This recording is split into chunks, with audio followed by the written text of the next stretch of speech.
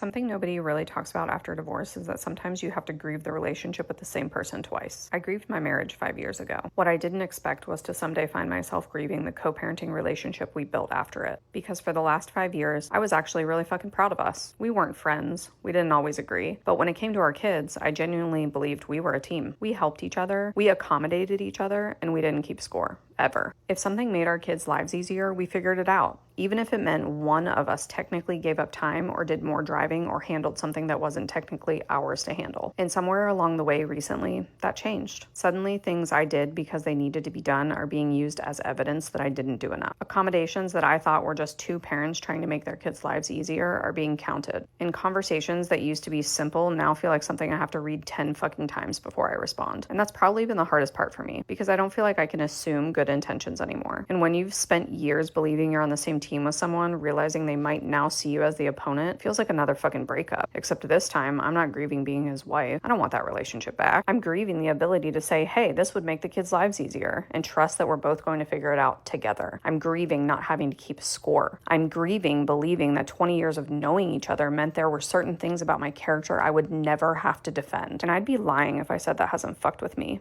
Because my immediate instinct is to pull out every single receipt I have, to defend myself, to explain the context, to make damn sure everybody knows my side. But then I look at footage like this. Back to school shopping, all of our kids together, one last baseball game before another school year starts. And I remember who actually needs me right now. Not the people who might misunderstand me. Not the people who might believe somebody else's versions of me. Them, my kids. So right now I'm learning how to let people be wrong about me. I'm learning that I don't have to attend every argument I'm invited to. And I'm learning that sometimes protecting your peace doesn't look very peaceful while you're figuring out how to do it. Sometimes it looks like reading a text 10 times before answering. Sometimes it looks like documenting shit you never thought you'd have to document. And sometimes it looks like swallowing the response you desperately want to send and choosing the boring one instead. And sometimes it looks like putting your fucking phone away and going to the baseball game because somebody else's chaos doesn't get to become the soundtrack to my kid's childhood, and I'm not giving it that kind of power.